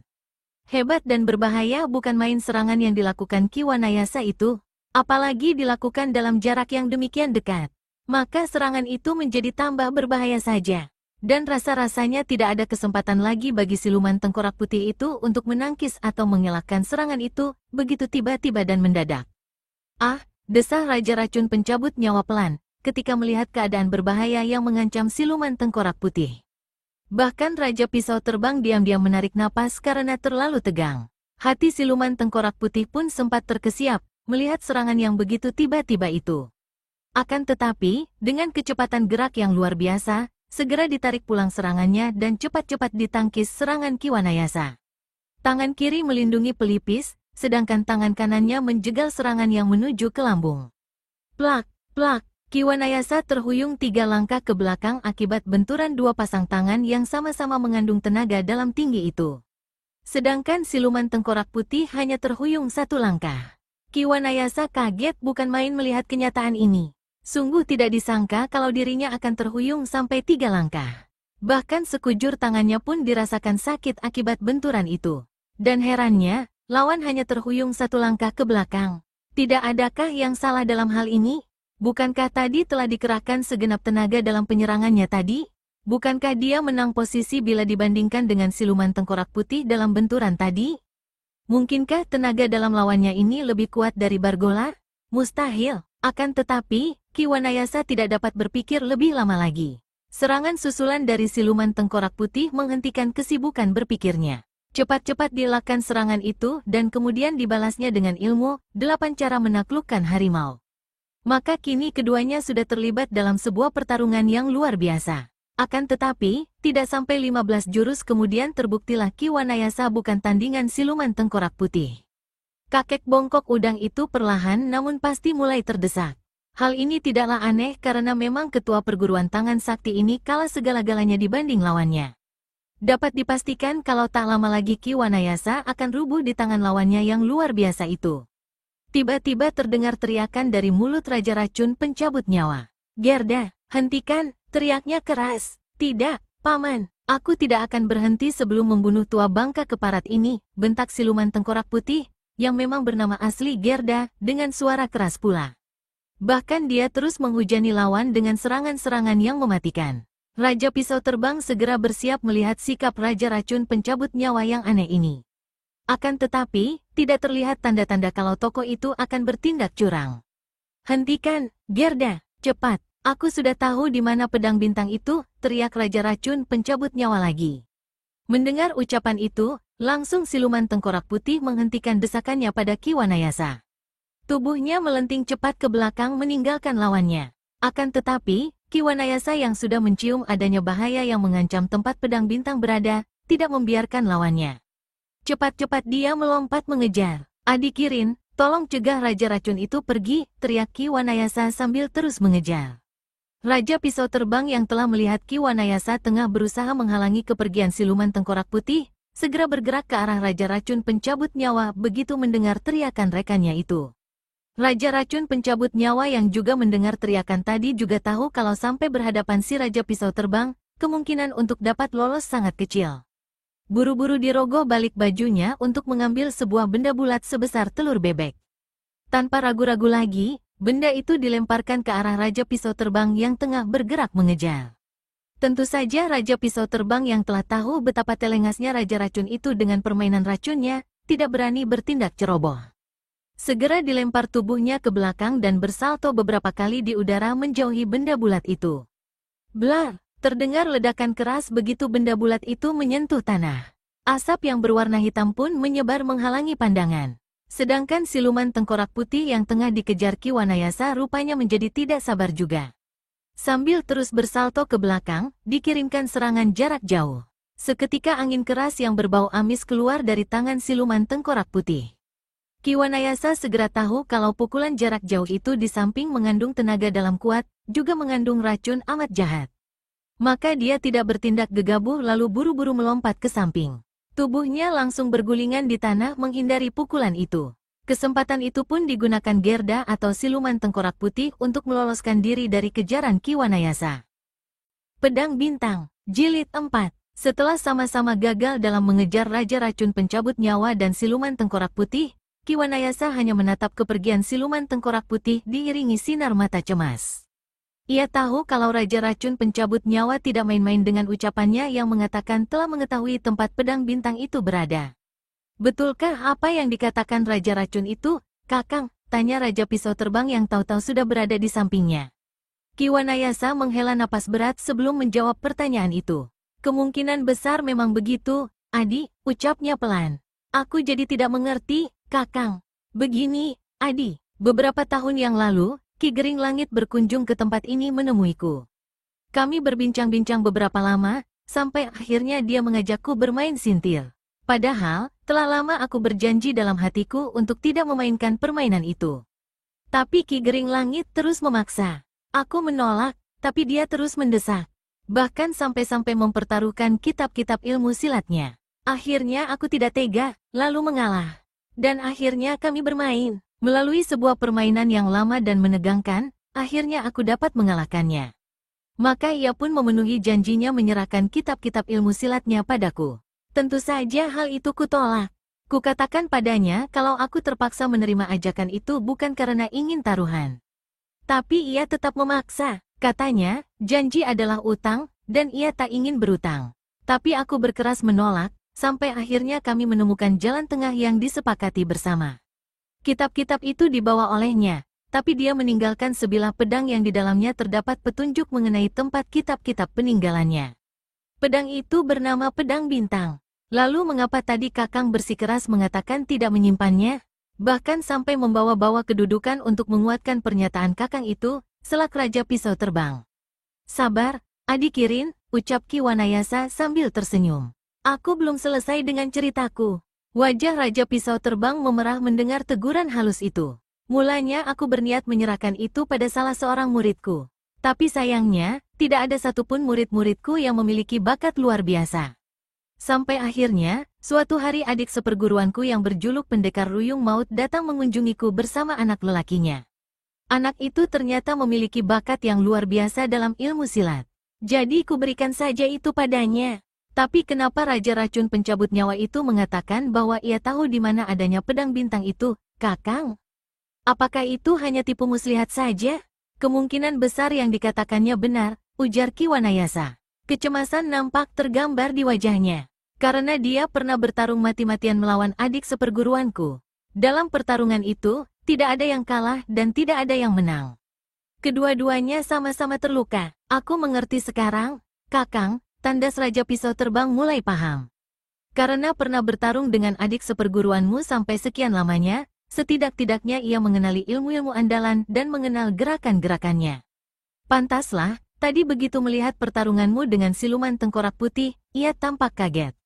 Benar, rupanya ia melihat adanya persamaan jurus yang kugunakan dengan lawannya dulu, Pendekar Ruyung Maut, desak Ki Wanayasa pelan. Tapi mudah-mudahan saja dia salah duga.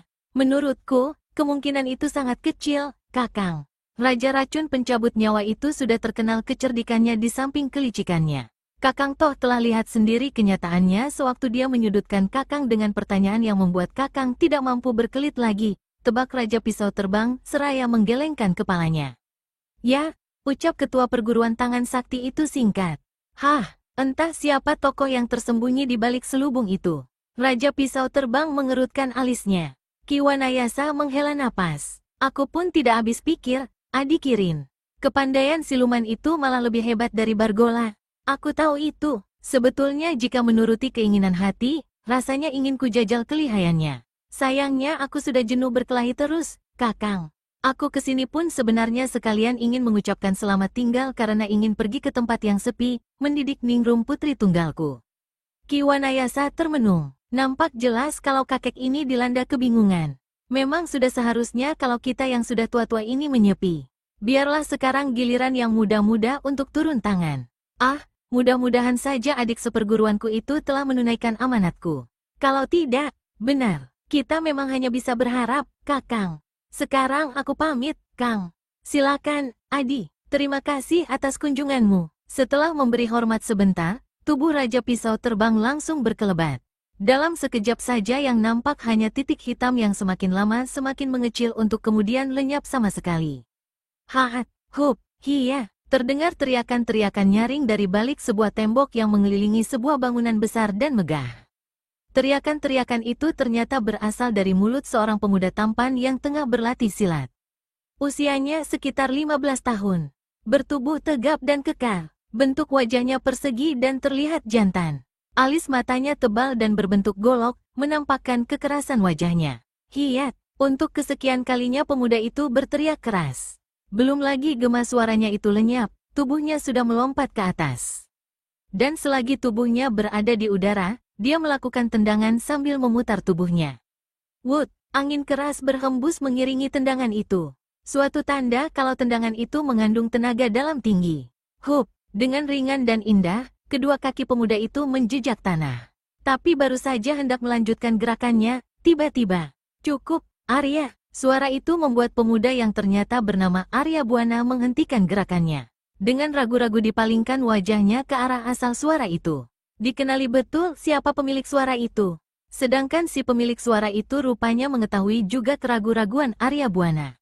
Ayah ingin bicara sebentar. Kali ini Arya Buana tidak ragu-ragu lagi dan segera menghentikan latihannya. Disekanya peluh yang membasahi leher, dahi, dan wajahnya. Tak lama kemudian, kakinya melangkah menghampiri ayahnya. Ada apa, ayah? Tanya Arya Buana sambil menatap wajah laki-laki setengah tua yang masih kelihatan gagah. Tubuhnya tinggi tegap, ada sebaris kumis tipis menghiasi bagian atas bibirnya. Dia adalah pendekar Ruyung Maut. Kita bicara di dalam saja, ucap pendekar Ruyung Maut sambil beranjak ke dalam. Tanpa banyak cakap, Arya Buana ikut melangkah masuk menguntit di belakang ayahnya. Arya, ucap pendekar Ruyung Maut itu ketika mereka telah berada di dalam beranda rumah besar itu. Mereka duduk berhadapan di kursi berukir indah dari kayu jati. Rasanya ini adalah hari terakhir pertemuan kita. Maksud ayah? Tanya Arya Buana kaget. Sepasang matanya terbelalak. Pendekar Ruyung Maut menarik napas dalam-dalam. Nampak jelas kalau ia merasa berat untuk mengatakan apa yang terkandung dalam benaknya. Terpaksa, Arya. Ini terpaksa harus kulakukan kalau aku masih ingin melihatmu hidup. Jadi maksud ayah, kalau kita tidak berpisah aku akan mati? Mati oleh siapa, ayah? Tanya Arya Buana penasaran. Ceritanya cukup panjang, Arya. Pendekar Ruyung Maut menghela napas dalam-dalam seolah-olah ingin melonggarkan dadanya yang terasa sesak.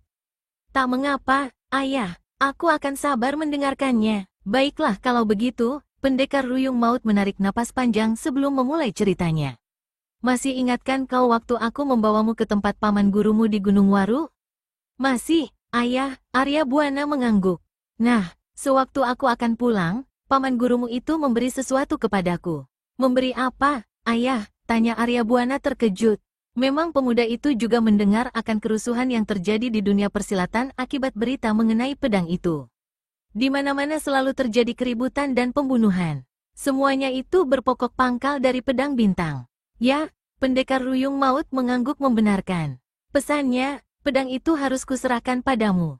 Untukku, ayah, lagi-lagi Arya Buana menyelak cerita ayahnya. Benar, Paman gurumu juga mengatakan kepadaku apa yang tersembunyi di balik pedang itu. Dan semua itu ternyata sesuai dengan berita yang tersebar di dunia persilatan. Aku pun telah menyelidiki rahasia yang tersembunyi dalam pedang itu. Dan ayah berhasil? Tanya Arya Buana penuh rasa ingin tahu. Pendekar Ruyung Maut tercenung sebentar sebelum mengangguk ragu-ragu. Bisa dikatakan begitu. Maksud ayah? Arya Buana mengerutkan keningnya bingung. Semua tempat dan petunjuk yang diberikan telah kutemukan. Tapi tempat terakhir yang menunjukkan di mana kitab-kitab itu berada belum kudatangi. Maksudku, biar kau sendiri yang mencarinya. Arya Buana mengangguk-anggukkan kepalanya. Lalu, mengapa tadi ayah mengatakan kalau ini adalah hari terakhir kita bertemu? Dan kalau kita tetap bersama-sama aku akan tewas? Arya, kau tentu telah mendengar akibat yang ditimbulkan berita mengenai pedang bintang ini. Pada mulanya aku masih tidak ambil pusing. Tapi perkembangan terakhir yang ku dengar membuatku khawatir. Entah bagaimana caranya orang-orang persilatan itu akhirnya mengetahui kalau pedang bintang itu berada di perguruan tangan sakti. Lambat laun mereka pun tahu di mana pedang itu kini. Apabila itu terjadi, pasti mereka berbondong-bondong datang ke sini. Dan tidak berani kupastikan apakah aku akan dapat menghadapi mereka atau tidak. Apalagi jika yang datang itu datuk-datuk persilatan. Jangankan aku, walau paman gurumu membantu pun, tetap tidak akan dapat membendung mereka. Kalau begitu, kenapa kita tidak pergi saja dari sini, ayah? Usul Arya Buana. Pendekar Ruyung Maut menatap Arya Buana tajam. Wajahnya nampak agak memerah. Ucapan apa itu, Arya? Apakah kau ingin melihat aku ditertawakan orang-orang persilatan? Mereka pasti bilang, lihat. Pendekar Ruyung Maut melarikan diri seperti seekor anjing. Tidak, Arya. Apapun yang terjadi, aku tidak akan pergi dari sini. Aku bukan seorang pengecut. Aku pun bukan seorang pengecut, ayah. Aku tidak akan meninggalkan ayah dan akan tetap di sini untuk membantu ayah menghadapi mereka. Jangan salah mengerti, Arya, potong pendekar Ruyung Maut cepat. Musuh yang akan kita hadapi tidak sedikit. Tidak ada gunanya kalau kau berniat menentang mereka. Hanya membuang nyawa sia-sia saja. Tapi, ayah, Arya Buana coba membantah. Kalau aku lain, Arya. Lagi pula kalau kau ikut tewas bersamaku di sini, siapa yang akan menyelamatkan pedang bintang? Apakah kau tidak merasa sayang kalau pedang ini nanti akan terjatuh ke tangan orang yang jahat? Bagaimana nanti harus kupertanggungjawabkan semua ini pada paman gurumu? Apakah kau senang bila nanti paman gurumu menuding di kuburku sebagai orang yang menyia-nyiakan amanat? Arya Buana terdiam. Pertanyaan ayahnya bertubi-tubi itu membuatnya bingung dan tidak tahu harus berkata apa. Dan lagi, tidak rindukah kau pada ibumu, Arya? Tidak inginkah kau bertemu dengannya? Tanya pendekar Ruyung Maut lagi. Tapi kali ini suaranya bergetar tidak meledak-ledak seperti tadi. Kontan Arya Buana tersentak. Ibunya? Dia tidak rindu kepada ibunya? Dia tidak ingin bertemu ibunya? Ingin rasanya dia berteriak untuk mengatakan betapa rindunya pada ibunya. Bertahun-tahun rasa rindunya ini dipendam sejak ibunya pergi meninggalkan dirinya dan ayahnya. Waktu itu Arya Buana berusia 5 tahun sehingga tidak pernah tahu ibunya pergi meninggalkan mereka. Ibu, ayah, tanya Arya Buana ragu-ragu sambil menatap ayahnya. Nampak dilihatnya wajah laki-laki setengah baya itu berubah muram. Benar, rasanya perlu kuberitahukan padamu persoalan yang sebenarnya. Aku takut nanti kau menduga jelek pada ibu ataupun ayah. Pemuda remaja itu hanya menundukkan kepalanya diam tanpa berkata-kata. 16 tahun yang lalu, aku menikahi seorang gadis yang kemudian menjadi ibumu. Namun sama sekali tidak ku ketahui asal-usul ibumu. Sewaktu kutanyakan, dia mengatakan kalau kedua orang tuanya telah tiada. Yang tinggal hanya kakak laki-lakinya yang saat itu berada entah di mana. Setelah kau berumur 4 tahun, baru ku ketahui siapa kakak kandung ibumu. Dan hal ini membuat aku kaget bukan kepalang. Ternyata kakak ibumu si Raja Racun Pencabut Nyawa, seorang tokoh sesat yang terkenal kejam dan telengas. Si Raja Racun ini pernah bertarung denganku yang berkesudahan tanpa pemenang. Rupanya dia masih dendam padaku. Sewaktu kau berumur hampir 5 tahun, ia datang lagi hendak menantangku dan hendak membunuhmu.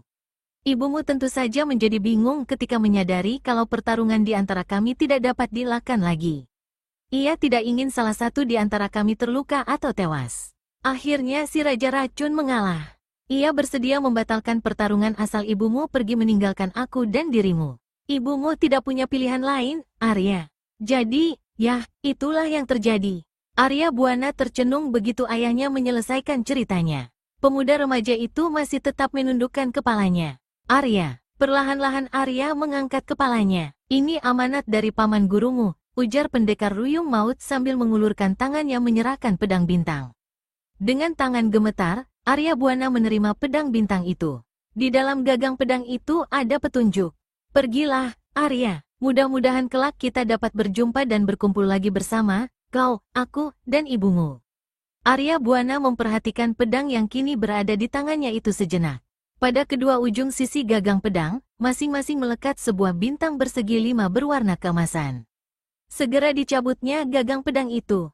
Memang tepat perkataan ayahnya. Di dalam gagang itu terdapat segulung kain yang berisikan coretan-coretan. Arya memperhatikannya beberapa saat lalu disimpannya gulungan kain itu. Selanjutnya, dimasukkannya kembali pedang itu ke dalam warangkanya. Aku rasa sudah tiba waktunya kau harus pergi, Arya, kata ayahnya lagi. Arya Buana hanya mengangguk. Kalau begitu, cepatlah. Setelah berkata begitu, pendekar Ruyung Maut itu bergegas melangkah ke belakang, diikuti oleh Arya Buana di belakangnya. Laki-laki setengah baya itu menghentikan langkahnya di dekat sebuah sumur. Arya yang telah memperhatikan coretan-coretan pada gulungan kain itu segera mengetahui kalau sumur ini adalah pintu pertama menuju tempat kitab-kitab peninggalan Ki Gering Langit. Inilah pintu pertama itu, Arya. Di atas permukaan sumur ini, kira-kira setengah tombak di atasnya, terdapat sebuah lubang. Dari situlah awal perjalananmu. Cepatlah, jangan membuang-buang waktu lagi.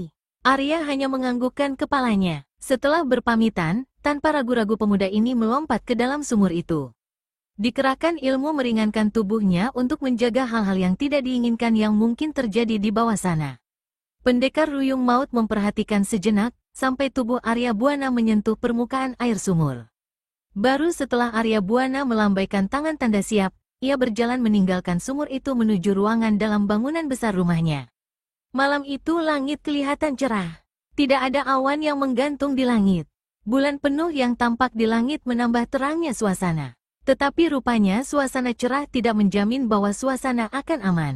Terbukti, di malam ini nampak dua sosok tubuh berkelebat cepat melompati pagar tembok bangunan milik pendekar Ruyung Maut, yang dulunya adalah milik Ki Gering Langit. Gerakan mereka cepat bukan main. Suatu tanda kalau dua sosok tubuh itu bukanlah orang sembarangan. Dan hal itu memang tidak salah. Ternyata dua sosok itu adalah Gerda, si siluman tengkorak putih, dan si Raja Racun Pencabut Nyawa. Tribuana, keluar kau, teriak Raja Racun Pencabut Nyawa memanggil nama asli pendekar Ruyung Maut, begitu ia dan siluman tengkorak putih berada di depan pintu bangunan besar itu. Suara yang dikeluarkan dengan pengerahan tenaga dalam yang kuat itu, bergema ke sekitar bangunan besar milik Tribuana alias pendekar Ruyung Maut. Karuan saja, suara panggilan dari luar itu mengagetkan pendekar Ruyung Maut yang berada di dalam. Apalagi suara panggilan itu menyebut nama aslinya. Nama yang jarang diketahui orang. Sepengetahuannya, hanya 2 orang saja yang tahu nama aslinya. Mereka adalah kakak seperguruannya, Ki Wanayasa, dan istrinya sendiri. Tetapi menilik dari suara panggilan itu, Tribuana berani bertaruh kalau suara itu bukan salah satu dari kedua orang yang dimaksudkan. Lalu siapa? Pendekar Ruyung Maut melangkah keluar. Tidak lupa diselipkan ruyungnya di pinggang. Memang dari nada suaranya, orang yang memanggil itu tidak bermaksud baik. Begitu pintu dibuka, nampak sekitar 3 tombak di depannya berdiri 2 sosok tubuh. Suasana yang cukup terang membuat pendekar Ruyung Maut ini dapat melihat jelas 2 sosok tubuh itu. Salah satunya langsung dapat dikenali sebagai si Raja Racun Pencabut Nyawa. Telah 2 kali dia bertemu tokoh ini. Iblis itu adalah kakak kandung istrinya. Dan hal ini membuatnya serba salah. Sulit baginya untuk bertempur melawan si Raja Racun Pencabut Nyawa ini. Perhatian Tribuana kini beralih pada sosok serba putih yang berdiri di samping Raja Racun Pencabut Nyawa. Dicobanya untuk mengingat-ingat, barangkali saja pernah kenal atau setidaknya mendengar tokoh ini. Tapi sampai lelah mengingat-ingat, tidak juga dikenali orang itu. Meskipun demikian, pendekar Ruyung Maut ini harus bersikap waspada. Sepasang matanya yang tajam mencorong dan bersinar kehijauan, seperti mata kucing dalam gelap itu, benar-benar membuatnya terkejut. Sebagai seorang yang telah kenyang dengan pengalaman, Tribuana tahu kalau sorot mata seperti itu hanya akan muncul pada mata orang yang telah memiliki tenaga dalam tinggi. Apa keperluanmu sehingga Kakang Lindu menemuiku? Tanya pendekar ruyung maut pelan. Si Raja Racun Pencabut Nyawa yang ternyata bernama Lindu, mendengus. Tidak perlu berbasa-basi, Tribuana. Cepat serahkan pedang bintang padaku. Pedang bintang? Sahut pendekar ruyung maut pura-pura. Tidak usah pura-pura, Tribuana. Atau kini kau telah menjadi seorang pengecut sehingga tidak berani mengakui benda yang ada di tanganmu? Pendekar ruyung maut menghela napas panjang. Ucapan Raja Racun Pencabut Nyawa membuatnya mati kutu. Kuakui, kalau pedang itu semula ada padaku, Kang Lindu. Tapi sekarang, tidak lagi. Keparat. Lalu, sekarang di mana pedang itu? Desak si Raja Racun Pencabut Nyawa. Sayang sekali, Kang Lindu. Tidak mungkin ku beritahukan padamu, tegas sekali kata-kata pendekar ruyung maut itu. Menyingkirlah, Paman, selak siluman tengkorak putih sambil melangkah maju menghampiri Tribuana. Jangan gegabah dulu, Gerda. Akan ku periksa dulu bangunan ini. Seingatku, ia mempunyai seorang anak lelaki yang kini pasti sudah remaja. Aku akan mencari anak itu dulu. Cepatlah, Paman, sahut siluman tengkorak putih tak sabar. Raja Racun Pencabut Nyawa segera melesat ke dalam rumah besar itu. Pendekar ruyung maut berusaha menghadang, tetapi terjangan siluman tengkorak putih membuat niatnya terhenti. Kagetlah pendekar ini melihat kehebatan serangan dan kekuatan tenaga yang terkandung dalam serangan siluman tengkorak putih. Tanpa ragu-ragu lagi, pemuda itu langsung mengerahkan ilmu andalan, 8 cara menaklukkan harimau. Tetapi dalam beberapa jurus saja, pendekar ruyung maut sudah terdesak. Pendekar ini memang kalah segala-galanya jika dibandingkan lawannya, baik kecepatan gerak maupun kekuatan tenaga dalam. Sehingga tidak aneh jika hanya sebentar saja ia sudah dibuat pontang-panting. Hiya, pendekar ruyung maut berteriak keras sambil mencabut senjatanya. Langsung diayunkan ruyungnya itu ke kepala lawan. Siluman tengkorak putih hanya mendengus. Tangan kanannya cepat-cepat diangkat melindungi kepalanya. Takek, pendekar ruyung maut menyeringai. Tangannya yang menggenggam pedang seolah-olah terasa lumpuh tatkala tangan sosok serba putih itu menangkis ruyungnya. Di saat yang tidak menguntungkan bagi pendekar itu, totokan ujung kaki siluman tengkorak putih menyambar cepat ke arah lututnya. Tukek, pendekar ruyung maut mengeluh. Sambungan tulang lututnya kontan terlepas. Akibatnya, tubuhnya pun sempoyongan. Dan kini lagi-lagi, serangan susulan dari siluman tengkorak putih kembali menyambar. Hup, kembali Tribuana mengeluh ketika sebuah tepakan laki-laki berjubah putih itu telak menghantam dadanya. Ketika pendekar ini terbatuk, ada segumpal darah kental keluar dari mulutnya. Tanpa ampun lagi, tubuhnya terbanting ke tanah. Serangan itu memang dahsyat sekali. Dan saat itulah si Raja Racun Pencabut Nyawa keluar dari dalam rumah besar itu. Bagaimana, Paman? Tanya siluman tengkorak putih. Si Raja Racun Pencabut Nyawa hanya menggeleng.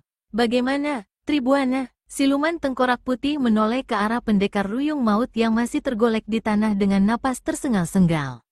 Kau ingin menunjukkan kemana perginya putramu itu dengan pedang bintangnya? Lebih baik aku mati, tandas Tribuana. Baik, kalau itu yang diinginkan. Tapi jangan harap akan kubunuh begitu saja. Kau akan kusiksa pelan-pelan, ancamnya. Jangan harap dapat membuatku takut, iblis. Cuh, bangsat, maki siluman tengkorak putih. Seketika kaki siluman tengkorak putih bergerak menginjak. Kemarahan membuatnya lupa pada ancamannya. Kakinya dijejakkan pada dada Tribuana sambil menekan kuat-kuat. Terdengar suara gemeretaknya tulang-tulang yang berpatahan. Darah segar memancur deras dari mulut, hidung, telinga, dan bahkan mata pendekar ruyung maut. Sejak malam itu, maka gemparlah dunia persilatan. Siluman tengkorak putih benar-benar mengamuk. Setiap perguruan silat yang beraliran putih dihancurkan, tak terkecuali perguruan tangan sakti.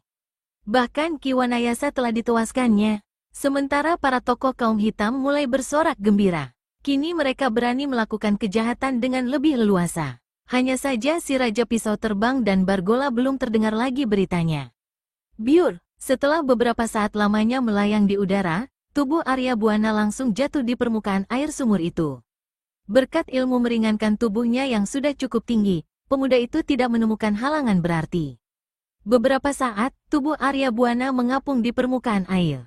Sepasang matanya nyalang mengamati bagian dinding sumur mencari-cari lubang yang dikatakan ayahnya.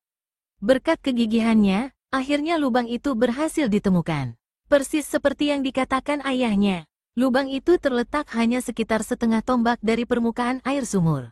Arya Buana menimbang-nimbang sejenak. Rasanya tidak mungkin dapat mencapai lubang itu dengan melompat. Kalau di darat, jarak seperti itu memang bukanlah apa-apa. Tapi kalau di air, bagaimana hal itu dapat dilakukannya? Kakinya tidak mempunyai landasan yang cukup mantap untuk tempat menjejak. Kalau ayahnya, memang sudah dapat dipastikan akan melakukan hal itu. Setelah berpikir beberapa saat lamanya, Arya Buana segera berenang ke dinding sumur mendekati lubang itu. Segera diambilnya sebilah pisau kemudian pelan saja ditancapkannya di dinding sumur. Sesaat kemudian, pedang dikeluarkan pula dari warangkanya. Baru setelah itu, tubuhnya melenting dan hinggap di atas pisau yang tadi ditancapkannya di dinding. Pisau itu nampak agak goyah karena Arya Buana hanya menghujamkan perlahan saja. Hup, sambil menekankan pada landasan, Arya Buana melompat ke atas. Dan ketika tubuhnya berada tepat di depan lubang yang hanya kecil saja itu, segera ditancapkan pedangnya sekuat tenaga. Krep, pedang itu amblas ke dinding sumur hingga setengahnya lebih. Karuan saja, hal ini membuat tubuh Arya Buana tergantung di depan lubang itu. Sekilas Arya melirik ke bawah, ke tempat ia menancapkan pisaunya. Mulutnya menyunggingkan senyum lega ketika pisau itu sudah tidak ada lagi di tempatnya. Memang agar tidak meninggalkan jejak yang dapat diketahui para pemburu pusaka Ki Gering Langit. Kini Arya mengalihkan perhatian pada lubang kecil yang tepat berada di depannya. Lubang itu kelihatan kecil dan gelap. Garis tengahnya tidak lebih dari setengah tombak. Dengan hanya mengayunkan tubuhnya sedikit, pemuda remaja itu telah berada di dalam. Arya Buana memasukkan pedang ke warangkanya kembali. Tubuhnya terpaksa merangkak karena sempitnya lubang untuk masuk lebih ke dalam. Dan ternyata, lubang itu tidak datar saja. Arya Buana merasa kalau arah lubang ini menanjak. Dan ternyata semakin ke dalam, lubang itu semakin membesar, sampai akhirnya pemuda remaja itu tidak merangkak lagi bahkan bisa berjalan biasa. Setelah beberapa lama, akhirnya sampailah Arya Buana pada sebuah ruangan yang cukup luas dan terang, seperti ada cahaya yang menyinarinya. Entah dari mana asal sinar itu dan pemuda itu tidak mengetahuinya, apalagi untuk memikirkannya. Tubuh dan pikirannya lelah sekali. Di sini, Arya Buana menjatuhkan tubuhnya kemudian bersandar pada dinding. Untuk beberapa saat lamanya, tubuhnya tetap bersandar, tapi sebentar kemudian telah duduk bersila. Ditegakkannya tubuhnya dan dirapatkan kedua tangannya di depan dada. Dan kini Arya Buana sudah tenggelam dalam semadinya. Suasana sekitar tempat itu yang semula hening, kini dipecahkan suara napas yang keluar masuk dari mulut dan hidung Arya Buana. Suara napas yang berirama tetap. Setelah dirasakan tenaganya kembali pulih, Arya Buana menghentikan semadinya. Sebentar diperhatikan ruangan di sekitarnya. Ruangan ini ternyata mempunyai beberapa buah lorong. Segera pemuda ini mengeluarkan gulungan kain yang disimpan. Dibuka dan diperhatikannya petunjuk dan coretan yang ada. Setelah hatinya mantap, barulah dipilihnya lorong sebelah kanan. Berbeda dengan lorong gua di atas permukaan sumur, lorong ini lebih nyaman dan enak untuk dijalani. Arya Buana melewatinya sambil mengerahkan ilmu meringankan tubuh. Entah berapa lama Arya Buana menempuh lorong itu sehingga tidak tahu siang atau malam. Yang dilakukannya hanya terus berlari sampai lelah dan lapar. Baru setelah dirasakan letih, dia beristirahat dan makan. Kini dia harus melanjutkan perjalanan lagi hingga akhirnya ia melihat berkas sinar di ujung lorong yang tengah dilalui. Dengan perasaan gembira yang meluap-luap, Arya Buana segera mempercepat langkah menuju asal sinar itu. Sekali lihat saja dari jarak jauh, Arya telah mengetahui kalau sinar itu berasal dari cahaya matahari. Dan itu berarti di ujung yang berhubungan dengan dunia bebas. Tak berapa lama kemudian, Arya Buana telah berada tidak jauh dari sinar itu. Setibanya di sini, dugaannya memang benar. Ujung lorong ini memang berhubungan dengan dunia luar. Hanya saja lubangnya ditutupi rerimbunan semak belukar sehingga tak terlihat oleh pandangan orang luar. Dan sinar yang dilihatnya itu memang berasal dari sinar matahari yang menerobos rerimbunan semak belukar itu.